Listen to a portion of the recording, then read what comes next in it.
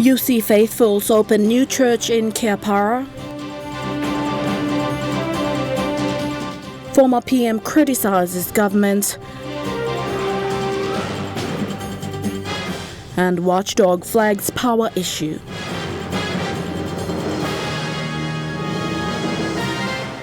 This is National EMTV News with Helen Seah. Good evening and thanks for joining us for Sunday's news. The United Church Congregation of Kiapara Village in Rigo District of Central Province now has a reason to celebrate following the completion of their new church building. The state-of-the-art church building was built at a cost of over 2.5 million kina, funded through contribution by church members and other stakeholders. The new church was opened yesterday.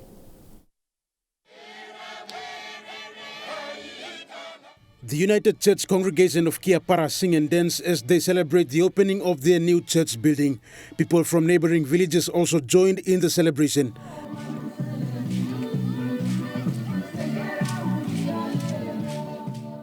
The state-of-the-art church building is a testament of hard work and commitment. Despite challenges, the community stood united to ensure this house of worship is completed. So people of God in Kiapara, this is your love for God. This is the fruit of your love for God. You cannot and I cannot love God without putting our love into practice.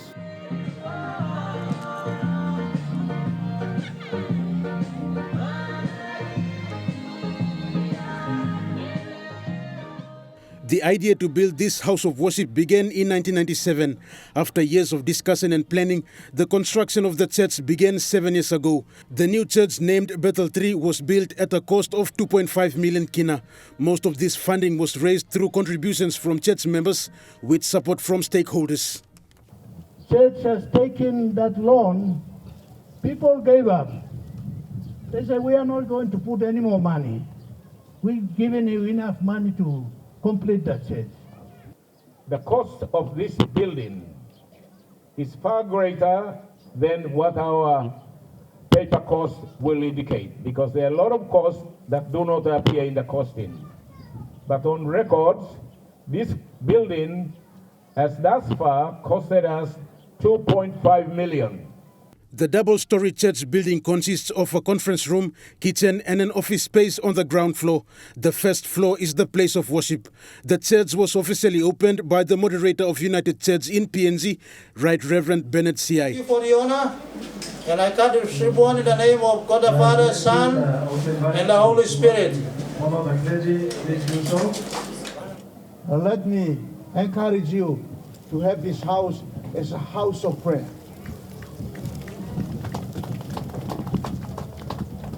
Not when people are almost dying and you come and pray for them in here. It's not only for people who have already died, bring their coffin in here. This is for people who are still alive, people who are still worshiping God. This is their house of worship. Rigo MP Lekwa Gure, who was there to witness the opening, presented the church with 20,000 kina on behalf of the Rigo DDA. Other stakeholders and members of Kiapara Village also presented gifts to support the church. Rayon Lakingu National, EMTV News. Care International Office in Mount Hagen has delivered sanitizing kits to schools and toilet kits to villages in the Hagen Open Electorate recently as part of the World Toilet Day celebrations every 19th of November. The benefiting schools and communities are those who were selected under the European Union funded Water, Sanitation and Hygiene or WASH pilot project. Locals were reminded to value their toilets as according to this year's theme.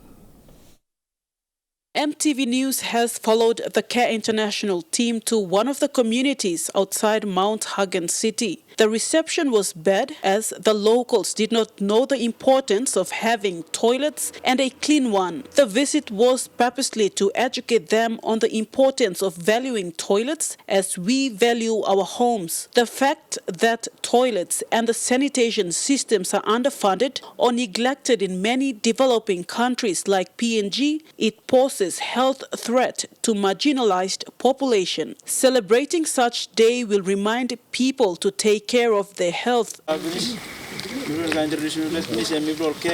international.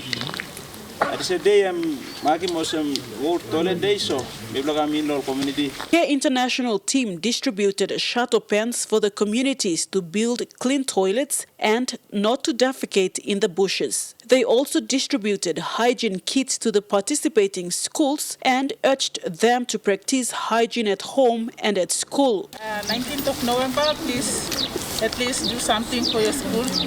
At least a clean up or planting flowers around your toilet to remember this day. These are the hygiene kits. I think you will need it for washing your toilet. The visit to the village was an eye-opener for the locals to value their toilets. Many village houses do not have their own toilets and people tend to defecate in the bushes. Care International will help them build their toilets and continue to practice hygiene for their own health. Needing more toilet. Plus changing na kuna toilet number na rent put down and so background plus needing toilet or some slam kutla no now when vaccine Vasinata Yama, National EMTV News, Mount Hagen. Over 1.2 million vaccine doses were administered to children across selected provinces as prevention against diseases like measles, polio, whooping cough and tuberculosis. This immunization program was carried out through the Accelerated Immunization and Health System Strengthening Project, a continued partnership between the PNG and Australian and New Zealand governments, together with Gavi, the Vaccine Alliance. Partners who have joined hands to conduct this immunization program in Central Province include the Provincial Health Authority, Clinton Health Access Initiative, Child Fund and Susumama PNG, with technical support from WHO and UNICEF. The Independent Consumer and Competition Commission says problems affecting PNG Power Limited cannot be rectified by PPL alone, but needs a coordinated effort from all key stakeholders. ICCC Commissioner Paulus Ain, in a statement released today, said the numerous news reports published in the dailies paints the unfortunate reality of the PNG power sector. He further explained that the tariff freeze, which was imposed by the O'Neill government in 2012, remains in force today, and that has resulted in the increased electricity prices.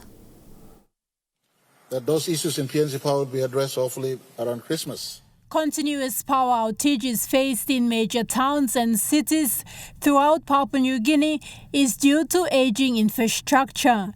This reality has been echoed numerous times by Prime Minister James Marape and PNG Power Limited. But electricity-paying customers and business houses have all been impacted by frequent blackouts. During Parliament sitting last Wednesday, this very concern was raised by Abao MP Sepuka Temu. Our view on the opposition is there is sufficient generation of power. For example, in the city. 2019, the 50 megawatt power planned by all sets also is online. 2020, the 40 megawatt Dirio power, I think recently, I think only last week, after so many months, is now online. And so we believe on this side of the House that so far as generation is concerned, there is sufficient generation. But Prime Minister James Marape echoed the same response. Infrastructures are aging. Most of the infrastructures have been the same infrastructure we've had since 1975 or since whenever it was all built. That those issues in PNG Power will be addressed hopefully around Christmas. The Minister for State and Enterprises would announce the new boards and the new direction in which PNG Power will go. In a statement released by ICCC today, the Commissioner outlined certain areas that may improve electricity supplies and minimize frequent blackouts. These include electricity debts owned by government-owned institutions, the imposing of tariff freeze, and electricity theft. With these challenges at end, the ICCC has suggested immediate actions that are needed to help rectify this issue. But while these suggestions have been listed, electricity-paying customers and business houses will continue to face blackouts until actual work is done to address this issue. Thakla, National EMTV News. Yalibu Pangia MP Peter O'Neill has criticised the Marape-led government over last week's parliament sitting. O'Neill says the ruling government is not following parliament standing orders to discuss and debate issues faced in the country. The former Prime Minister says the government is losing its grip to run the affairs of the country. Preparations, the lack of attention that they are paying to the issues. The economy is not in good shape. COVID, now gold refinery that are coming out of the blue. They just focus on wrong things. Parliament is where they are paid to be to do their work. And as the Federal Attorney General stated, yes, Peter needs to ensure that the standing orders are followed. He can't be at the whim of a government that is not prepared and breaching all standing orders of Parliament. They can't provide the numbers, then maybe they should think about leaving the child and come over to us. But as we have seen in the past, even if the majority is on the other side, somehow we find a way in this country to continue to govern. So I think that the honorable leaders in the opposition have an important point. People's Party has endorsed Petty Lafanama to contest the 2022 national elections under its banner. Party leader and Jiwaka Governor Dr. William Tongap made this announcement recently in Port Moresby. Governor Tongap says Mr. Lafanama brings a lot of experience and will also play a pivotal role in the affairs of the party. Lafanama is a former Lufa MP and Governor of Eastern Highlands Province. As you know, we're coming close to the election period, 5 months from now. The parties going around the country, doing awareness for the parties, recruiting candidates. We as a party, we held our party convention in September this year in Ziwaka and resolved to begin our preparations for the election. Last week, Saturday, we held our party gala dinner here as a fundraiser where the Prime Minister spoke. And we're now beginning to speak to a few of our candidates around the country. And we are privileged to have Mr. Petty Lafanama, the former governor for Eastern Islands, who is going to represent our party in the Eastern Islands region, our province, and is a candidate of Luba electorate in the Eastern Islands. We are happy to announce formally today that he signed up with the party to run in the next 2022 national elections.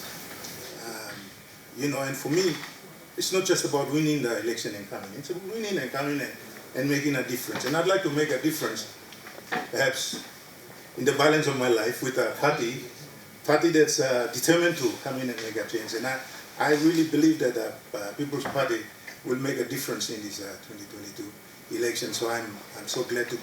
And thank you for the invitation. And I want to appeal to the people of Lufa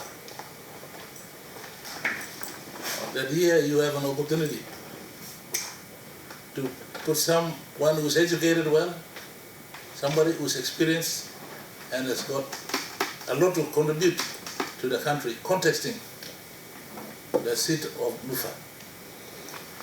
And in fact, he will assist the leader in terms of managing our elections in the eastern part of the Highlands region. When I myself will be up in the western end, and leader himself will be in the middle, in the Highlands region. So not to say that we are a Highlands political party, but this is the start of trying to find a team for the country. Umar C. David, a long-time resident of 9 Mile, has expressed excitement over the sealing of the 9 Mile to Laloki Road in the nation's capital. The new road, which is nearing completion, is one of the undertakings under the Urban Development Master Plan. The once dusty road from the 9 Mile roundabout leading towards the Laloki Bridge in the Central Province is nearing completion. The 4-lane road has completely been sealed, but minor roadworks still needs to be done before it will be opened up to motorists and the travelling public. Me one pioneer inside of bush me come stop 9 Mile. Now me look in the road here, me got big hamamas. Planet time I'm road in no good next something me like him market. Market must come. One kind of some Gordon's market. So now me looking road now. Plenty man all look him the sled change at night now all walk low. Look him light here. Man married no sleep the house. Everybody is sleeping on the road now. So that's the excitement in 9 Mile. Funded at the cost of over 61 million kina. This road is one of the 3 other road links NCDC is funding to improve road services within Port Moresby. Under this scope, street signs were put up, while bus stops and footpaths have also been built.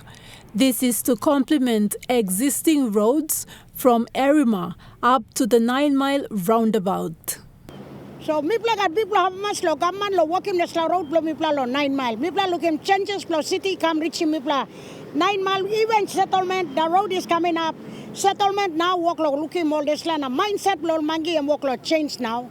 Construction work started in 2020 with an aim to have the road completely sealed by the next 18 months. 12 months have gone by and the contractor will be working against time to ensure this vital project is delivered on time. Thekla Gunga, National EMTV News. National EMTV News continues with more after these messages. Stay with us.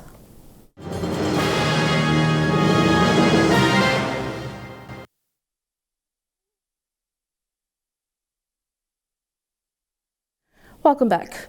Papua New Guinea has never really had a gold refinery or mint before, although being often ranked in international trade as one of the largest gold producers in the world.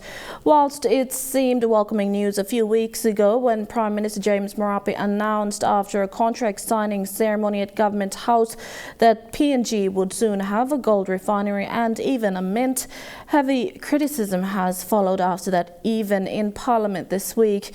Here's Dennis Orera with a closer look on the gold refinery deal. Despite environmental concerns, mining has always been an important part of Papua New Guinea's economy. In the midst of this, Papua New Guinea has been ranked as one of the top 20 gold producers in the world. With the exception of the Oktedi mine, where both copper and gold are mined, almost all the mining in PNG has been gold mining. The 2 largest gold mines are Porgera in Enga province, which was closed down recently but is expected to reopen in the near future, and Lihir in New Ireland province. There have been negotiations for other possible mining projects.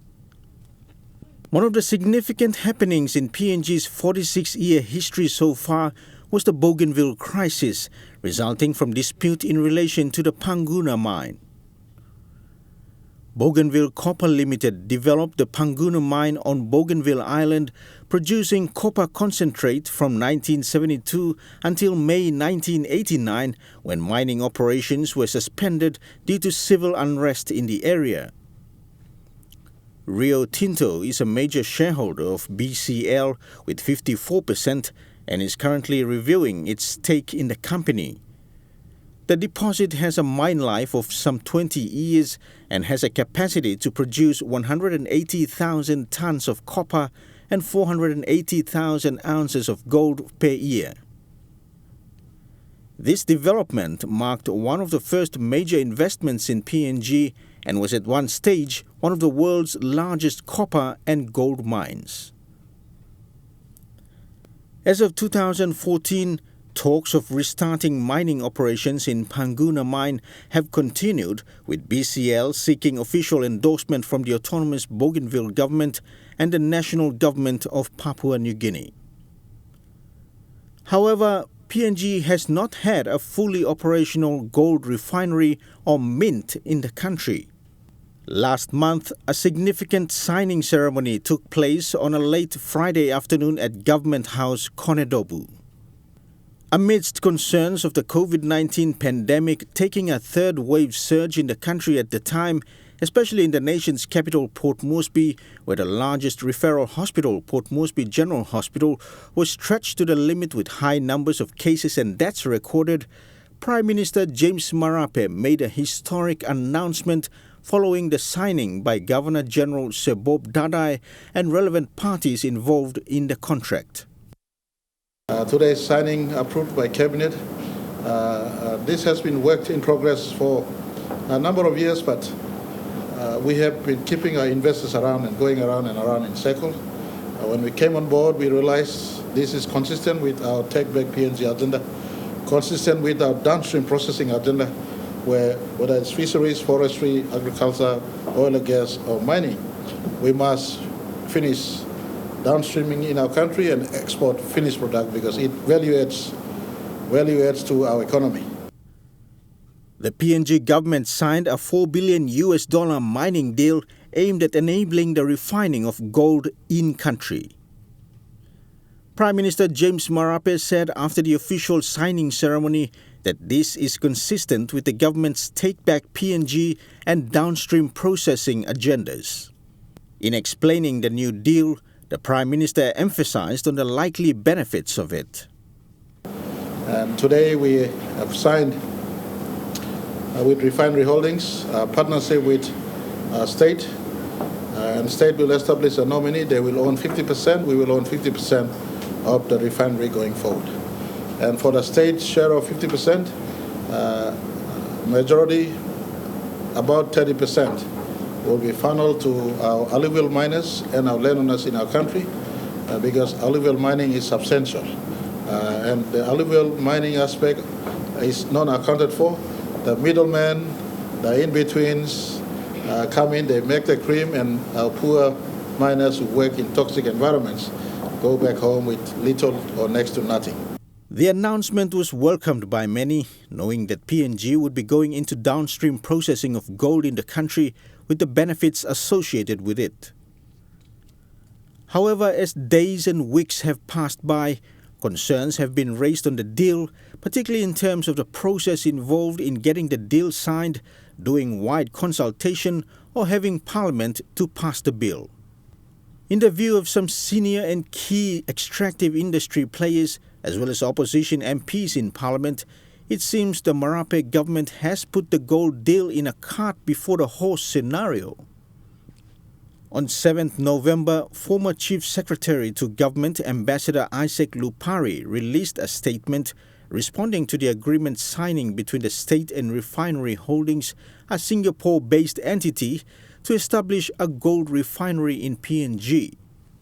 In his capacity as chair of the state negotiating team at the time when this proposal was first arranged and a draft legislation was prepared to the office of the Prime Minister some years ago, Mr. Lupari says he had grave reservations regarding the nature of the arrangement. Among the issues of most concern that Mr. Lupari raised in the response statement are the establishment of a company police force known as the Gold Police, functions of the state, reputation of Refinery Holdings, Prime Minister's appointment as Director of the State Equity Corporation, impact on industry, potential for abuse of power, state's interest, and lack of consultation. Mr. Lupari said the draft bill, which was prepared by Refinery Holdings, should be reviewed to ensure that the state's ability to deal with its own mineral resources is not eroded, whilst at the same time protecting the role of the central bank.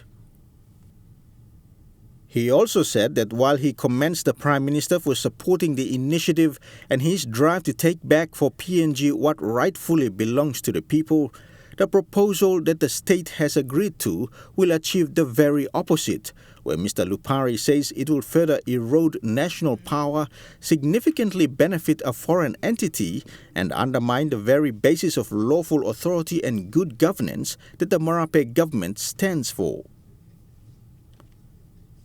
The PNG Chamber of Mines and Petroleum also released a statement during this week highlighting major concerns on the enacting of an enabling legislation to establish a gold processing project in the country.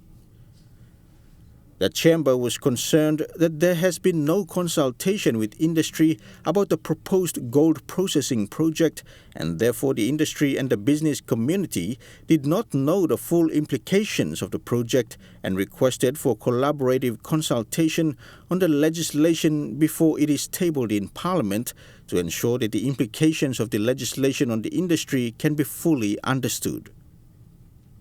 Opposition leader Belden Nama raised questions in Parliament on the issue this week, asking the Prime Minister to clarify the terms of agreement in the deal and how PNG stands in terms of benefits. Can the Prime Minister inform this House who are the proponents and promoters of this project? Thirdly, can the Prime Minister inform this House and the people of our country whether or not his government did in any form conduct due diligence on the company registered in Singapore before he executed that agreement? Nama also questioned the government on why the project agreement was signed in the absence of legislation on the gold refinery and mint project in the country. He further asked if PM Marape and his government considered putting the project on open tender, which would attract investors with vast experience of running and operating the metal refinery, and why choosing monopoly or exclusivity for 75 years on the part of the developer with an option to extend for a further 25 years. The Prime Minister responded and tried to justify the government's stand on the deal, with other MPs also sharing their views on it. On the next day in Parliament, there were heated exchanges on the issue as Abau MP Sepuka Temu questioned Prime Minister James Marape on the processes involved in the deal, with PM Marape explaining that it is not a new agenda and that the government is trying to enable greater benefits for Papua New Guineans. The question to our Honourable Prime Minister is, what has been the government's understanding of these very strict protocols that are embedded in this industry, and therefore the government choice of a company and an agreement signed? I understand that the government made the head of state to sign this agreement. But yesterday, the Prime Minister downplayed and therefore, in our view, misinformed this Honourable House. The Abau MP, who in the past served in the same cabinet as James Marape under the O'Neill government, said proper processes have not been followed and no proper consultation has been done with the head of state already signing. PM Marape in response explained that this is not a new agenda, stating that there was an NEC decision on it back in 2014. However, Marape said his government is aiming to get a better deal for the country and that other stages of the process will be done, and is open to comments and input from relevant authorities, particularly those in the extractive resources sector. Mr. Speaker, I said, "Oi Kamunayo," meaning he was present for some time. There was a cabinet in 2014 of which he was very part of. Cabinet decision number 297 of 2014 approved this investor, approved this process, gave certain indication as to what will be the template of the agreement that the nation must enter upon. Sepuka raised numerous points of order, interrupting the Prime Minister as he tried his best to explain. This resulted in Deputy Speaker Connie Iguan advising Sepuka that he wouldn't be allowed to raise any more points of order. This was followed by heated exchanges in relation to the gold refinery deal as well as related resource projects in previous governments. We are in the business of adding value to our resources, all spectrum of resource, all sector of resource. And I'm happy that you are detached on the other side because you don't share the same mindset as I have for the country. Mr.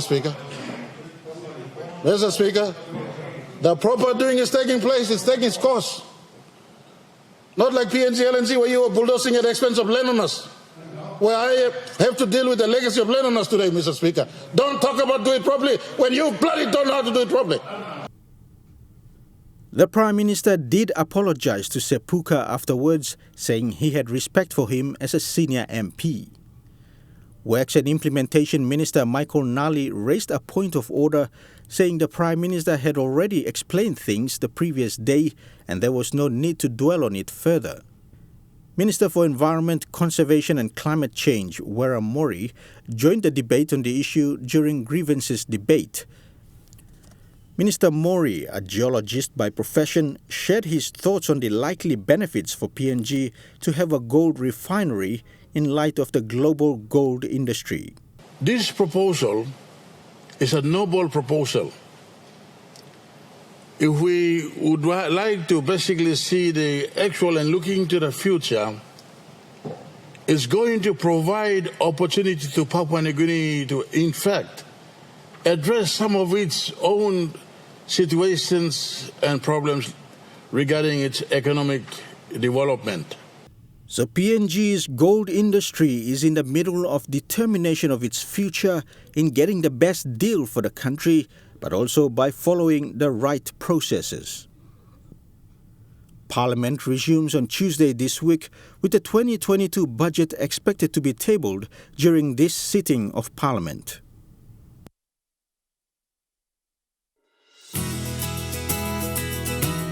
This weather update is proudly brought to you by MoneyPlus, with you always.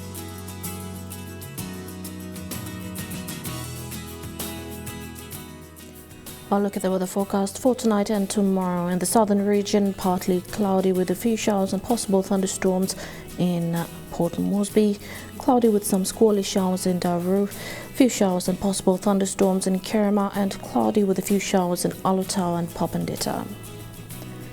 In the Mamasa region, cloudy with a few showers and possible thunderstorms in Lae, Wewak and Vanimo, and cloudy with a few showers in Medang.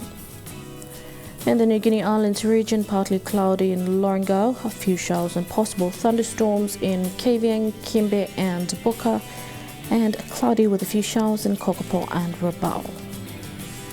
And in the Highlands region, cloudy with a few showers right across the region in Mount Hagen, Goroka, Kundiawa, Mindi and Wabeg.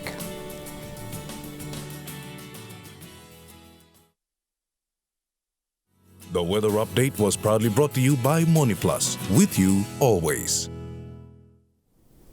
And that's been the news, sport and weather for Sunday, 21st November 2021. Until next time, pleasant viewing, be safe and good night.